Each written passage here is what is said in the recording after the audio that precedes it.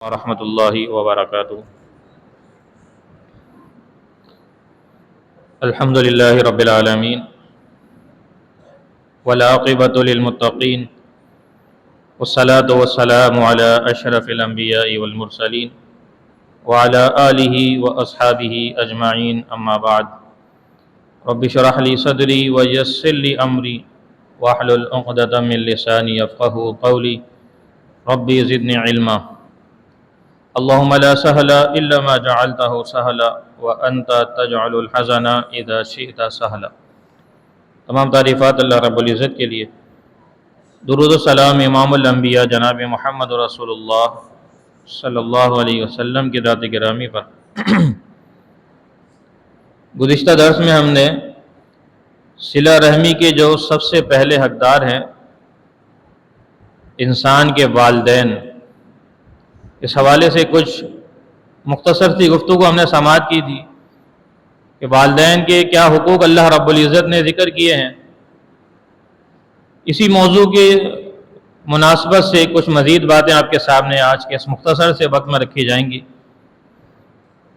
نبی کریم صلی اللہ علیہ وسلم سے سب سے افضل ترین عمل کے بارے میں سوال کیا گیا تو آپ صلی اللہ علیہ وسلم نے جواب دیا، الصلاۃ علی وقتہا، نماز کو اس کے مقررہ وقت پر ادا کرنا یہ افضل ترین عمل ہے۔ پھر پوچھا گیا اس کے بعد کون سا عمل سب سے افضل ہے؟ نبی صلی اللہ علیہ وسلم نے فرمایا بر الوالدین، والدین کے ساتھ اچھا برتاؤ کرنا، نیک سلوک کرنا، یہ افضل ترین اعمال میں سے ایک عمل ہے۔ نہ صرف یہ افضل ترین عمل ہے بلکہ یہ عمل فوری طور پر اللہ کی بارگاہ میں شرف قبولیت بھی حاصل کر لیتا ہے۔ انسان کی دیگر عبادات قبول ہونے میں کچھ شک اور شبہ ہو سکتا ہے، لیکن صلہ رحمی، والدین کے ساتھ اچھا برتاؤ کرنا، یہ فوری طور پر اللہ کی بارگاہ میں قبول ہو جاتا ہے۔ اس کی دلیل کیا ہے؟ نبی کریم صلی اللہ علیہ وسلم نے 3 ایسے اشخاص کا واقعہ ذکر فرمایا کہ جو کسی غرض سے اپنے علاقے سے نکلے اور سفر کرتے کرتے موسم کی خرابی کی وجہ سے یا بارش کی وجہ سے ایک غار کے اندر پناہ لے لیتے ہیں۔ اللہ رب العزت کا کرنا ہوا کہ اس غار کا جو منہ تھا، جو سوراخ تھا جس سے وہ اندر داخل ہوئے تھے، وہاں ایک چٹان آ کر ٹھہر جاتی ہے، ایک بڑا پتھر آتا ہے اور اس سوراخ، اس مکان کو بند کر دیتا ہے۔ اب یہ تینوں بڑے گھبرائے کہ ہم اس سے باہر کیسے نکلیں۔ تینوں نے اللہ رب العزت کی بارگاہ میں اپنی اپنی نیکیاں رکھنا چاہی، نیکیوں کو اللہ رب العزت کے سامنے وسیلے کے طور پر رکھا۔ ان میں سے ایک شخص نے اللہ رب العزت کے سامنے اپنی اسی نیکی کا تذکرہ کیا تھا کہ جو اس نے اپنے والدین کے ساتھ کی تھی۔ طویل حدیث ہے، ہمارا موضوع والدین کے حوالے سے ہے، بر الوالدین۔ تو ایک شخص جو اپنا عمل پیش کرتا ہے اللہ رب العزت کے سامنے اور عرض کرتا ہے، اے اللہ، میں نے اپنی زندگی میں یہ جو نیکی کی ہے یہ خالصتاً تجھے راضی کرنے کے لیے کی تھی، اور معاملہ یہ تھا میرے والدین بوڑھے تھے، میں اپنے والدین کی خدمت کرتے کرتے انہیں راضی کرنے کی کوشش کیا کرتا تھا، بال بچے دار بھی تھا، بیوی بچے بھی ساتھ میں موجود تھے۔ میرا ہمیشہ سے یہی دستور اور معمول رہا تھا کہ میں اپنے گھر والوں سے پہلے اپنے والدین کی خدمت میں کھانا پانی رکھا کرتا تھا، جو بکریاں چراتا تھا ان کا دودھ پہلے والدین کو پیش کرتا اور پھر اس کے بعد اپنے گھر والوں کو وہ چیزیں پیش کرتا۔ ایک دن کرنا یہ ہوا کہ میں جب اپنے گھر کچھ لیٹ اور تاخیر سے پہنچا تو میں نے دیکھا والدین سو چکے ہیں، والدہ بھی سو چکی ہیں۔ اب میرے بچے بھوک سے بڑا بلگ رہے ہیں، بیوی بھی بار بار اصرار کر رہی ہے، والدہ سو چکی ہے، کیوں نہ ہو کہ تم بچوں کے لیے یہ دودھ، یہ کھانا ان کو مہیا کر دو، جب والدہ اٹھیں گی جاگیں گی تب انہیں پیش کر دیا جائے، اس میں کوئی مضائقہ نہیں، کوئی گناہ کی بات نہیں۔ لیکن وہ شخص کہتا ہے، اللہ، میں نے ہمیشہ سے یہی معمول بنایا تھا کہ جب تک میری والدہ اس میں سے نہیں پی لیتی اپنے بچوں کے سامنے وہ چیز نہیں پیش کروں گا، اور میں نے ان کے آرام میں خلل داخل کرنا بھی گوارا نہ کیا، ان کو جگانا بھی میں نے گوارا نہ کیا۔ ساری رات میں کھڑا رہا، یہاں تک کہ جب صبح کا وقت ہوا اور میں نے وہ دودھ کا پیالہ اپنی والدہ کے سامنے پیش کیا، اور میں نے جب دیکھا میری والدہ نے اس دودھ کو پی لیا ہے، تب مجھے جا کر تسلی ہوئی۔ پوری رات میرے بچے رو رو کر بھوک کی حالت میں سو گئے، لیکن والدہ کی خدمت میرے آڑے یہ چیزیں نہ آ سکی۔ اللہ تو جانتا ہے میں نے یہ عمل تجھے راضی کرنے کے لیے کیا ہے، اگر یہ عمل ہمارا تجھے راضی کرنے کے لیے تھا تو ہمارے اس عمل کو تو قبول بھی فرما لے اور ہمارے نکلنے کے لیے راستہ بھی مہیا فرما دے۔ اللہ رب العزت نے اس کی اس نیکی کو نہ صرف قبول کیا بلکہ راستہ بھی مہیا کر دیا، اور یہ تینوں افراد پھر وہاں سے باہر نکل جاتے ہیں۔ تو اللہ رب العزت والدین کے ساتھ کی جانے والی نیکی کو نہ صرف قبول کر لیتا ہے بلکہ اس کے ذریعے سے انسان کی زندگی میں جو آنے والی مشکلات اور پریشانیاں مصیبتیں اللہ تعالیٰ ان سے نکلنے کا راستہ بھی بنا دیا کرتا ہے۔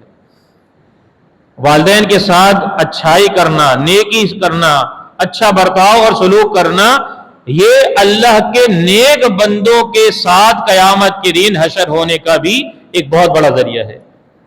موسیٰ علیہ السلام، بنی اسرائیلی روایات ہے، بطور تعلیم کے، بطور نصیحت ان کو ذکر کیا جاتا ہے۔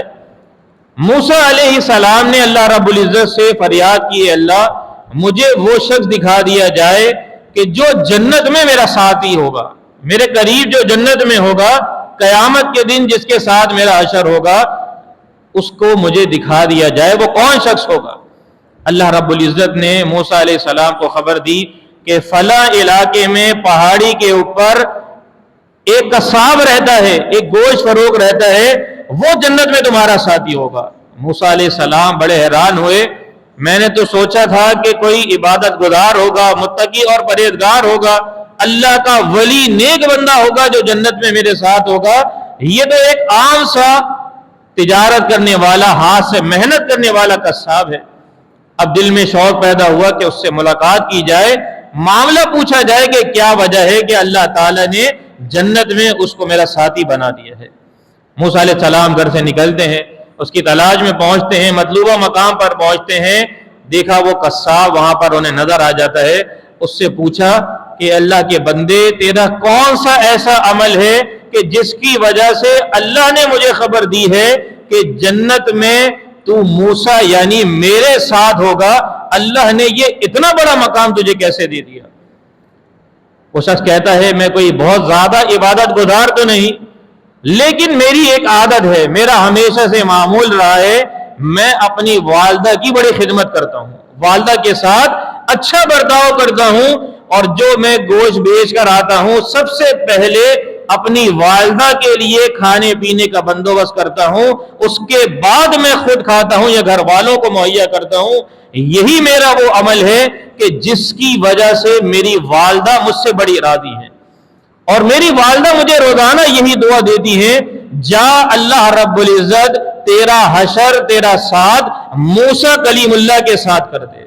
سبحان اللہ، اللہ رب العزت نے والدہ کی دعا میں یہ تاثیر رکھی، ان کی خدمت کا صلہ یہ دیا کہ وقت کے امام ہیں، اللہ کے برگزیدہ پیغمبر ہیں، اولو العزم من الرسل میں سے ہیں، اللہ تعالیٰ نے ان کا ساتھ عطا فرما دیا جنت میں ماں کی اس خدمت کرنے کی بنا پر۔ تو یہ معمولی عمل نہیں ہے جسے آج ہم بڑا نظر انداز کر دیتے ہیں، جسے آج ہم اس پر توجہ نہیں کرتے۔ ماں باپ کی خدمت کرنا یہ اللہ رب العزت کو پسندیدہ ترین اعمال میں سے ہے۔ والدین کی نافرمانی نبی علیہ السلام ارشاد فرما رہے ہیں کہ اللہ نے حرام قرار دے دیا ہے۔ جس طرح شراب کو ہم حرام سمجھتے ہیں، خنزیر کے گوشت کو کھانا کوئی بھی ہم میں سے پسند نہیں کرے گا، غیر اللہ کی نام کی نظر و نیاز سامنے رکھ دی جائے اس کو کھانا ہم گوارا نہیں کریں گے۔ وجہ اس کی کیا ہے؟ اللہ نے اس کو حرام قرار دیا ہے۔ تو والدین کی ماؤں کی نافرمانی کرنا، انہیں تکلیف پہنچانا، انہیں ایذا دینا، یہ بھی اللہ نے اسی طریقے سے حرام کیا ہے جس طرح یہ حرام کھانا ہمارے لیے اللہ نے اس کو ممنوع قرار دیا ہے۔ تو جب ہم ان چیزوں کو حرام سمجھتے ہیں تو ہمیں چاہیے والدین کی نافرمانی کو بھی اسی انداز میں حرام تصور کریں اور اس سے بچنے کی کوشش کریں۔ موضوع یہ بہت ہی طویل ہے، اس موضوع پر جتنی گفتگو کی جائے وہ کم ہوگی، لیکن ہم وقت کی کمی کی وجہ سے اسی پر ہی اکتفا کرتے ہیں، اور انشاءاللہ آئندہ دروس میں کوشش کریں گے کہ اس موضوع کو مکمل کیا جائے۔ یقین جانے والدین یہ وہ انمول قیمتی ہیرے ہیں کہ جس کی قدر انسان کو ان ہیروں کے چلے جانے اور کھو جانے کے بعد ہی حاصل ہوتی ہے۔ جب پتہ چلتا ہے انسان بڑی کوشش کرتا ہے کہ اب والدین آ جائیں، ایک مرتبہ موقع مل جائے میں خدمت کر کے والدین کو راضی کر کے ان کی دعاؤں کا حقدار بن جاؤں اور اللہ کی جنت میں اپنا گھر بنا سکوں، لیکن پھر یہ موقع پھر ہاتھ میں نہیں آتا۔ تو جن کے والدین موجود ہیں وہ بہت زیادہ اس بات کی طرف توجہ دیں، ان کی خدمت کریں، راضی کرنے کی کوشش کریں، جو کچھ گزر چکا ہے اس پر معافی تلافی کریں، اور والدین کے لیے جو فوت شدگان ہیں یا جو حیات بھی ہیں اللہ سے کثرت سے دعائیں مانگا کریں۔ رب ارحمہما کما ربیانی صغیرا، رب ارحمہما کما ربیانی صغیرا، بہت زیادہ اس دعا کو مانگنے کی ہمیں ضرورت ہے تاکہ کل کو ہماری اولاد بھی ہمارے لیے اللہ کی بارگاہ میں یہی دعا کے الفاظ ہمارے حق میں بھی مانگیں۔ اللہ رب العزت ہمیں سمجھنے اور عمل کرنے کی توفیق عطا فرمائے۔ وآخر دعوانا ان الحمد للہ رب العالمین۔